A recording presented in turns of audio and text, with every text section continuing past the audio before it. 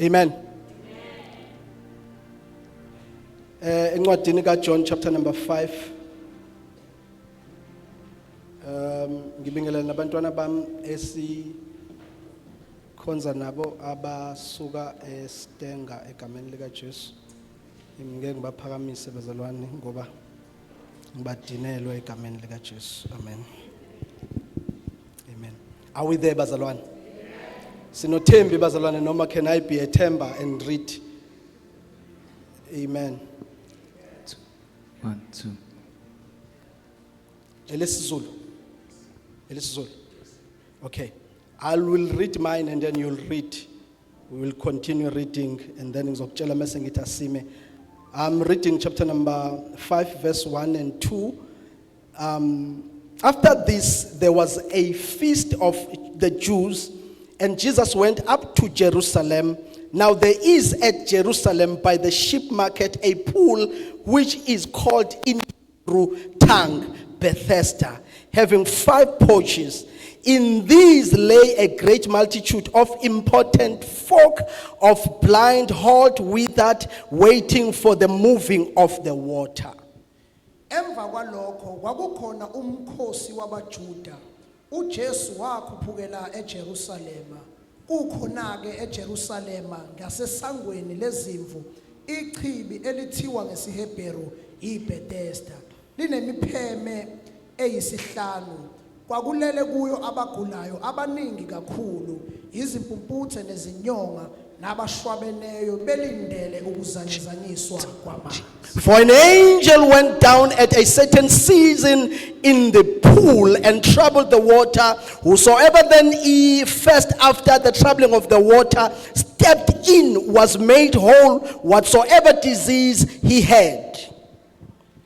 Ngokuba ingelosi yayehla izikhathi ngezikhathi izamazamise amanzi, uthi lowo ongene kuqala emva kokuzanyazanyiswa kwamanzi asinde esifweni sakhe noma enasifo sini. And a certain man was there which had an infirmity 38 years. When Jesus saw him lie and knew that he had been now a long time in that case, he saith unto him, Wilt thou be made whole? Kwakukhona lapho umuntu othile owayesegule iminyaka engamashumi 38. uJesu embona elele azi ukuthi unesikhathi eside enjalo, wathi kuye, uyathanda ukusinda na? The important man answered him, Say, I have no man when the water is troubled to put me into the pool, but while I am coming, another step down before me. Jesus saith unto him, Rise, take up thy bed and walk. Ogulayo waphendula wathi, Nkosi, anginamuntu wokungifaka echibini nxa amanzi ezanyazanyiswa, kuthi ngiseza kwehle omunye phambi kwami. uJesu wathi kuye, Sukuma uthabathe uhlaka lwakho uhambe. Can you tell your neighbor, rise? Oh, lo ngala akakunakile, ngicela ukuthi utshele lo ngapha uthi rise. Ngiyambona akakunakile nalo, utshela lo munye ongemva uthi rise. Amen. Sicela usithandazele baba. Father, thank you for your word. Izwi lakho linamandla lingamandla. uNkulunkulu wethu ongcwele, namhlanje ebusuku sithe wathalala, sivule inhliziyo zethu silindele ukukhuluma kwakho. Esinesiqiniseko sakho nesikwaziyo ukuthi akwenzeki ukukhulume kungabi khona okushintshayo. Sikulindele ushintshe empilweni zethu, silindele ushintsho oluzokwenzeka ngoba usukhulumile ngezwi lakho. Take your glory in Jesus mighty name. Amen. I background encane nje yencwadi kaJohn,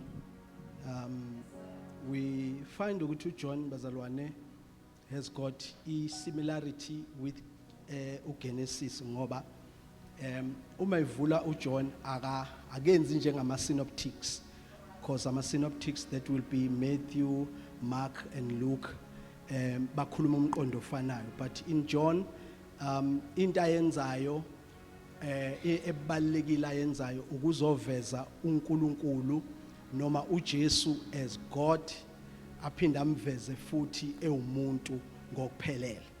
So in so doing uJohn ke bazalwane uveza uthi mesuka uJohn wenza njengoGenesis. uGenesis uthi in the beginning God, and then uJohn naye abesethi in the beginning was the word.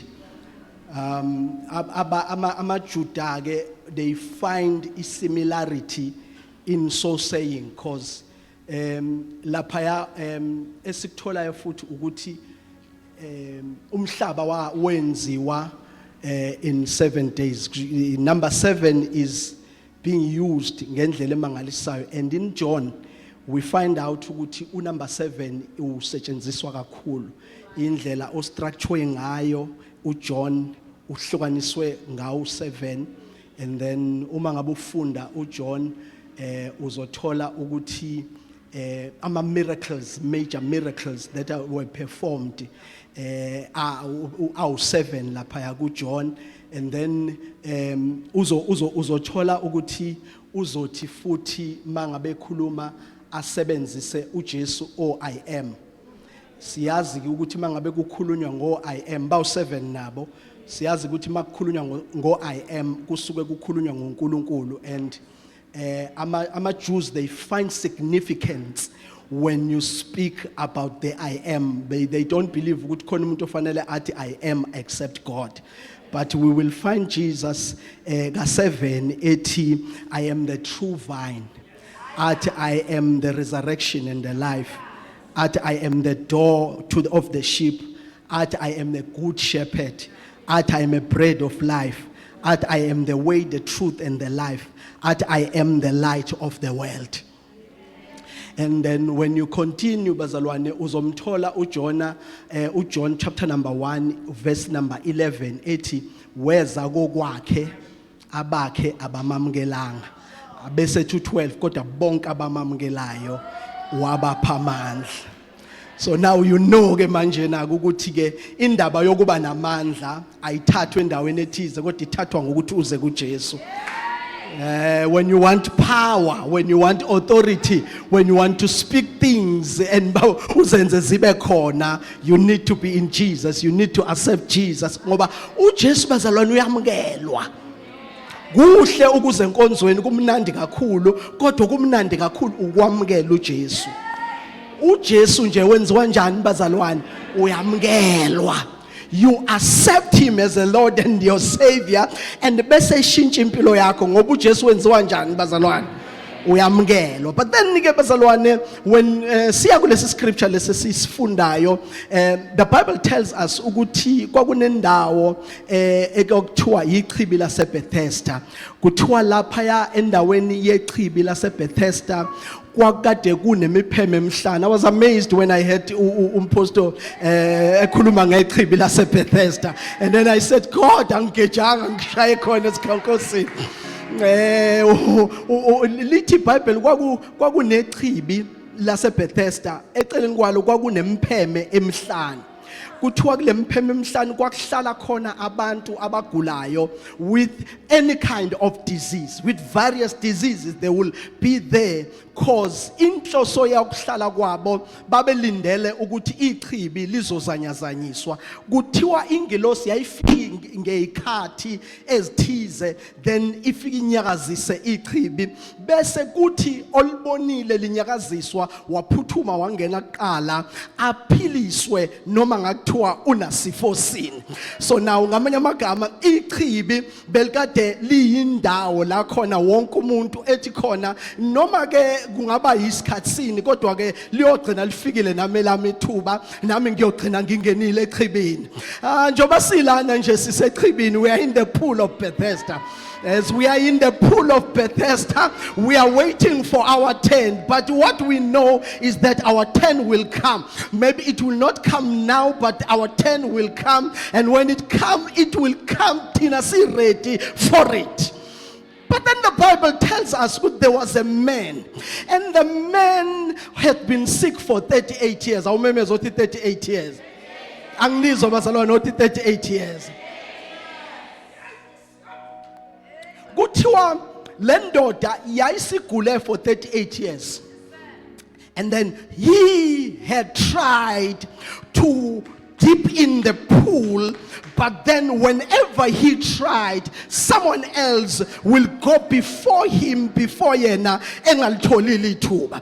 And the Bible is not specific ukuthi ngesikhathi lo ezama ukuthi angene echibini kwase kuyiminyaka emingaki ezama ukungena echibini, but liyaba specific ukuthi it was 38 years lo muntu ekhula, for 38 years trying to be healed, for 38 years trying to change his life, for 38 years trying to change his situation, for 38 years, but there was nothing that was happening to him. In everything that he was doing, konke kwangenzeki, elethi nje uyazama kodwa kungenzeki ngayo yonke imizamo izamayo, engazi ukuthi uthi melibheka bona ukuthi I am in an island, I am alone because no one is assisting me, no one is helping me, no one is there for me.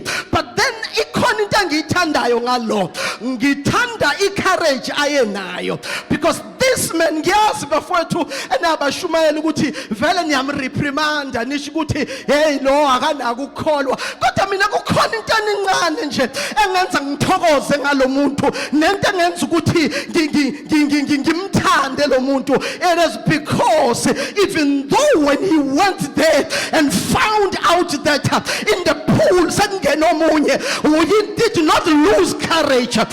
This man will come back athi no, noma kade angenanga namhlanje kodwa kusho ukuthi ngeke ngene kusasa, I'm still coming back, ngizobuya noma ngakuthiwa ngiyabona ukuthi akwenzekile ngalendlela mina bekungade ngilindele ngayo. But what I know ukuthi I am not gonna lose power, I am not gonna give up, I'm gonna come back, ngizobuya. Kungenzeka ukuthi ngizamile namhlanje ngahluleka, or the devil is a liar when he thinks that I'm gonna give up. I'm not a giving up. I'm not a giving up type. I'm the type that persists. I'm the type that will come back. Oh, Satan unamanga, mawucabanga ukuthi ngiyayeka, I'm gonna come back.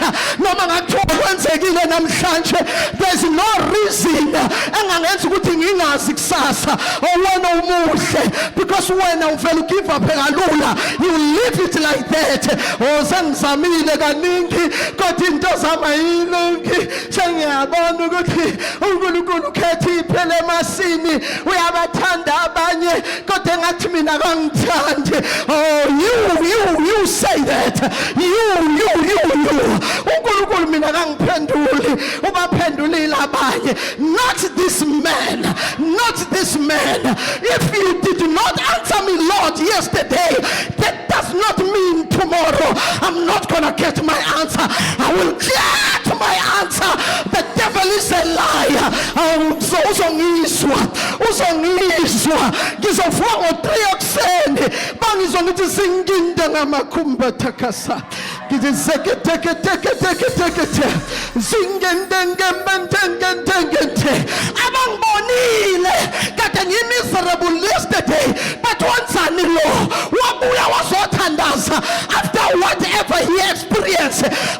Bangizwa ngimemeza ngithi muhle Nkosi, akekho njengawe. You are worthy of all the praise, you are worthy of all the glory. Mbegezunginda makamba takoseketaya zelkandere besai baba bazalwane abathi I have done it again, ngikangakwenza. I am coming back, I'm coming back. I'll tell my I'm coming back, I'm coming back. I've done that business, but it failed. I'm coming back. I have failed in school. I'm coming back. Ngike ngaya ngofesa umsebenzi kangawuthola. I'm coming back.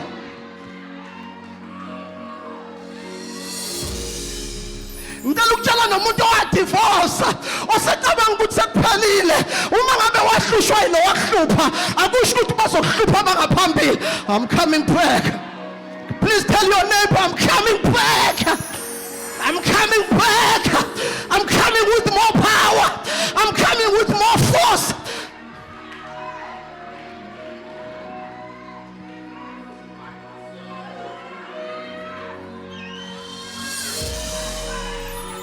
Wenzani wendoda ehamba ngohlaka waqhubeka wabuyela khona.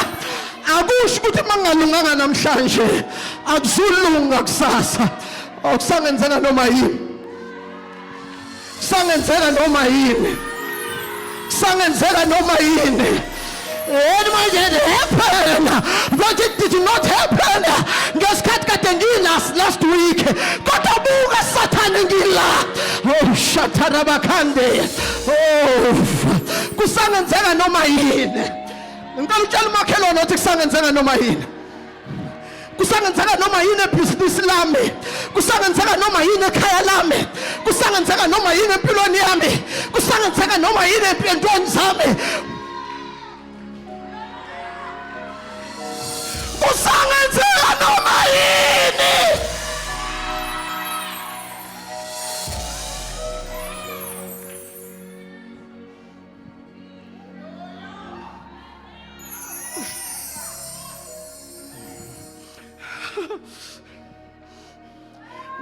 When I was 12 years, omunye umama weza kumina wafika kumina ngangade ngihleli ngigadela uma impahla zami, and then wafika uma esangaphakathi esitolo wafika ngibambatha kanje wathi umntanami ngaze ngakuzwela, ngiyamzwela noma wakho ngoba wena ngeke usube lutho empilweni.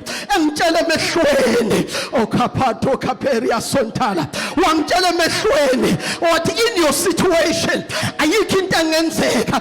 Uyazi ngiyamhalela lo mama noma emdala phela kodwa ngiyamhalela engathi angabuya azongibona manje. He said I was gonna be a nobody. She said that I was gonna be a nobody. What devil, take a look at me now. Take a look at me now. Awutshele le ndoda yakulahla. Awutshele lo uthi take a look at me now. Wangilahla uthi ngeke ngibe lutho. Oh shatabaka.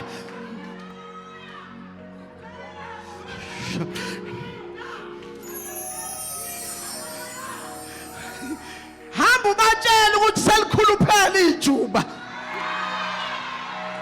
Hamba ubatshela ukuthi selikhuluphela ijuba.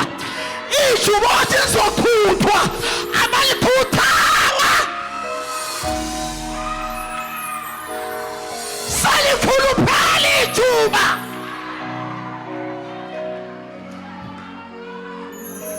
Kusangenzeka noma yini upon your life. Kusangenzeka noma yini upon your family. Kusangenzeka noma yini upon your things. Kusangenzeka as long umphefumulo usekhona.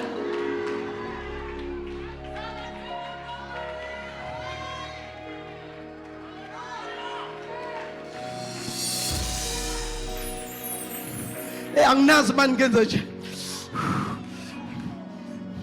Ngizwa ngazi ukuthi ngingahlanya nje ngisangana ngazi ukuthi ikhanda lithathi kahle. Ngizwa ngazi ukuthi ngingashawutha nje ngikutshela ukuthi musugive up, come back. Ushanta rabakhande. Let me tell you, ngangifunda standard 7. Yini standard 7 manje? Standard grade 9. When I was doing grade 9,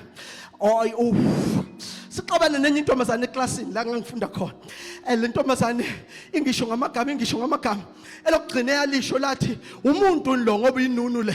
Ukhona yini umuntu ohamba kanje mongacabanga ngoba inunu le. And then I cried. mase ngikhala ngahamba because ngangihlala nobhuti wami wayiphoyisa. God Almighty, knowing how to use the gun, ngafika lapha phansi kwasofa la esibeka khona isibhamu, ngasikhipha, oh shatarobosai, ngasikhokha, ngase ngakhuphula itrigger, and then after that ngashaya, ngithi ngishaye ekhanda lami, sathi nxa ngasiphinde kwesibili, sathi nxa ngasiphinde kwesithathu, sathi nxa ngavele ngakhala. Oh God Almighty, I thought that it was over, but the Lord was saying, kusangenzeka noma yini.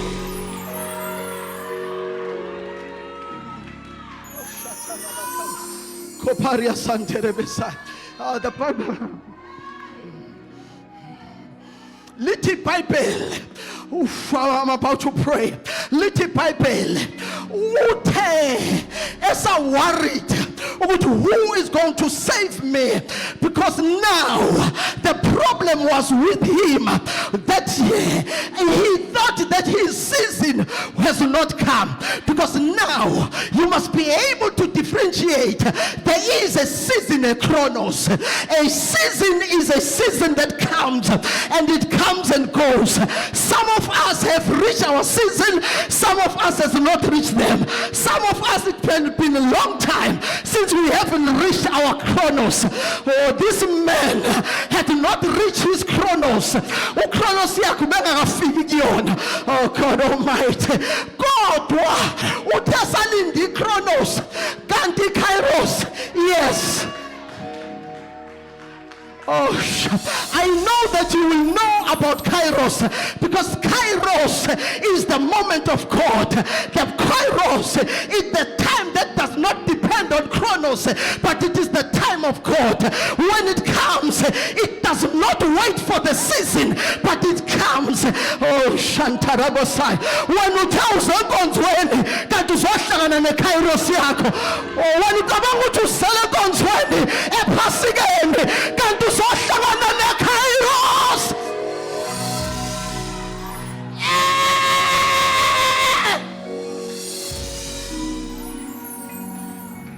Little Piper who just asked, who to say kulise katesit, who just uyas, ubutabaktande, who just uyas, ukuthi uyahlejwa, uJesu uyazi ukuthi into azikulungele, uJesu uyazi about your situation. Little Bible wathi mefika, wathi mngane uyathanda ukusinda na. Mina ngifuna ukumgxakala ngoba phela umngane nami, kodwa manje nginayo inkinga yokuthi bambuza ukuthi uyathanda ukusinda, ayanginamuntu. Uyathanda ukusinda, anginamuntu. Uyathanda anginamuntu. Inkinga nje ukuthi anginamuntu. Ngabe ngiyangena ukuthi anginamuntu, ngabe ngiyangena kule position ukuthi anginamuntu. Uyathanda ukusinda na, because God now is asking you, do you want to be well? He does not ask you yonke imibuzo ukuthi who or where walimalaphi. Akafani nabantu bakubuza ukuthi ulimalephi, kodwa uNkulunkulu yena akakubuza ukuthi ulimalephi, uthi uyathanda ukusinda na. Can I ask a question? Oh my KLMI, uyathanda ukusinda na? Uyathanda ukusinda na? Uyathanda ukusinda na? Uyathanda ukusinda na? Uyathanda ukusinda na? Uyathanda ukusinda na? Uyathanda ukusinda na? Uyathanda ukusinda na? Uyathanda ukusinda na?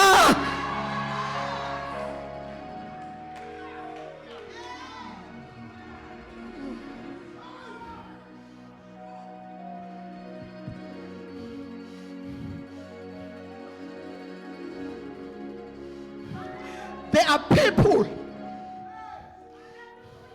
who are still in the dungeon of the devil. Baselote bar. Bafakwe izimo khona. Noma sithi yashumayela, abashintsha abaphenduke, futhi abaphakame.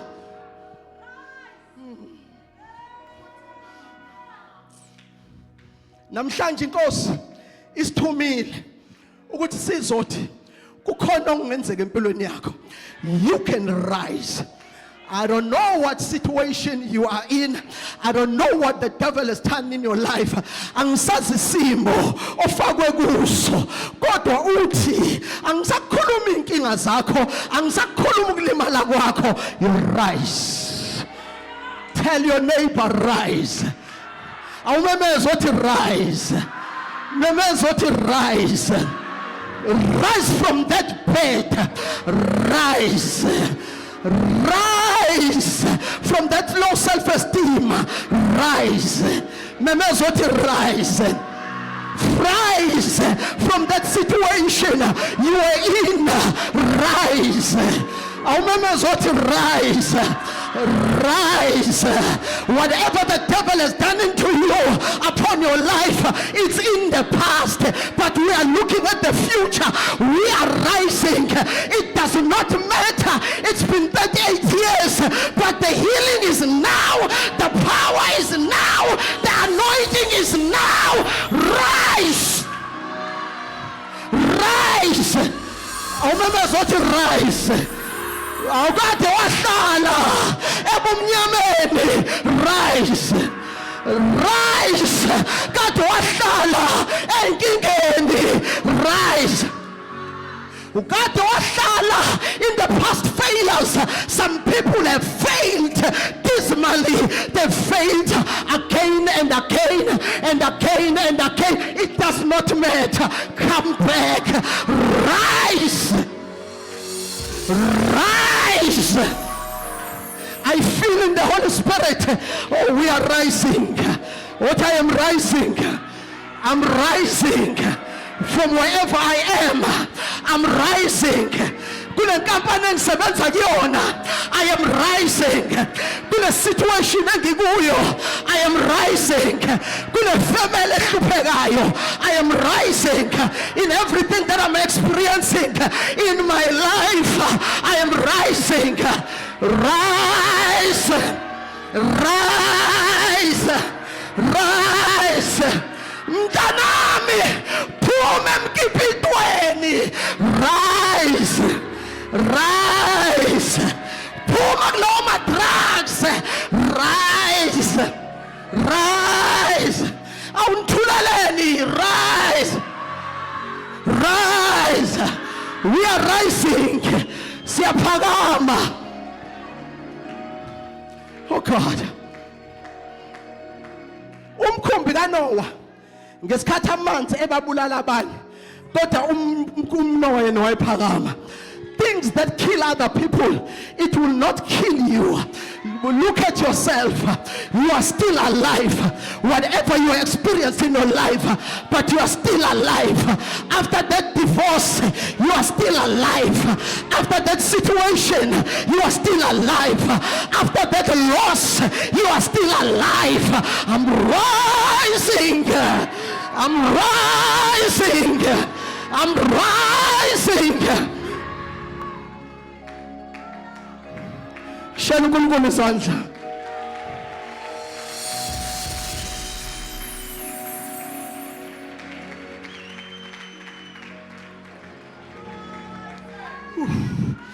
Oh God.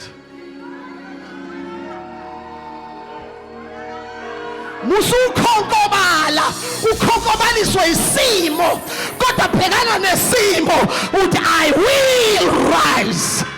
I will rise. I'm rising. Angicela ukubona abantu namhlanje abathi I'm rising. I'm rising above the devil, above the situation, above the circumstance, above the hindrances. I'm rising. We are rising. Siyaphakama. Siyaphakama. Siyaphakama. Isikhulumile indodana yomndeni kaJuda. We are rising.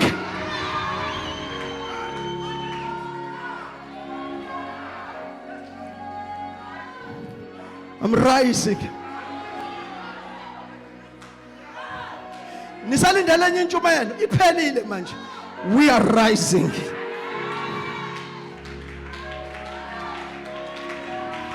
The Bible says, when there is a casting down, oh God, oh, there is a lifting up. Oh, there's a lifting up. There is a lifting up. There is a lifting up. There is a lifting up. There is a lifting up. There is a lifting up. We are rising. We are rising. We are rising.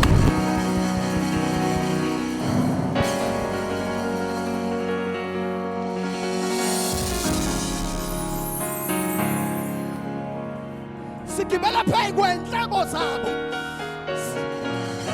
abahlebe thina siyaphakama abasithuke thina siyaphakama abamelane nathi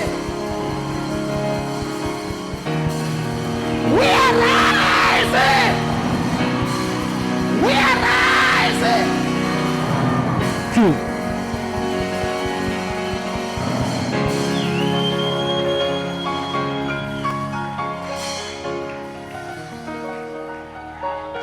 Sivalele amehlo.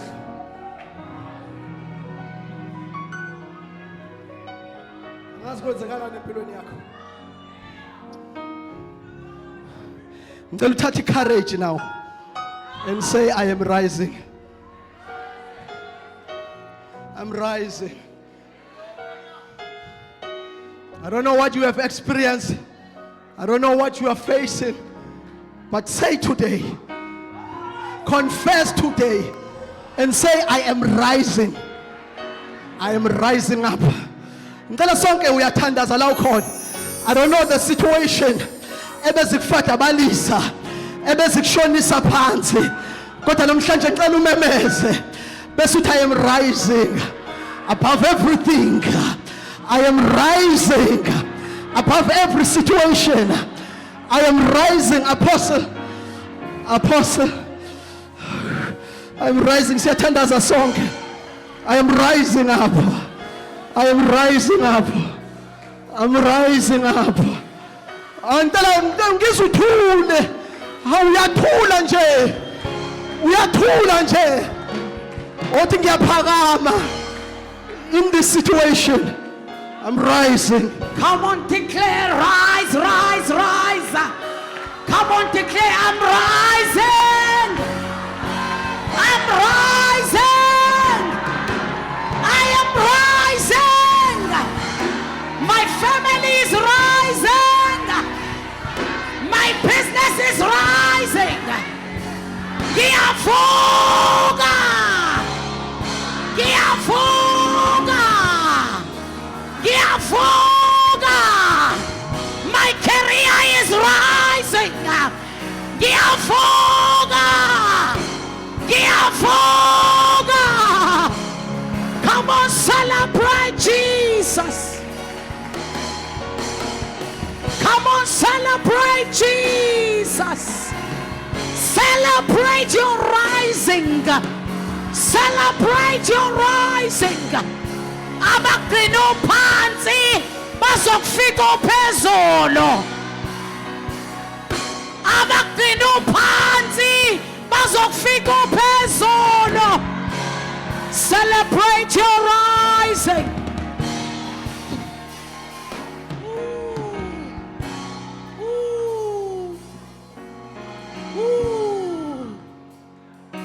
Jesus, Jesus, Jesus.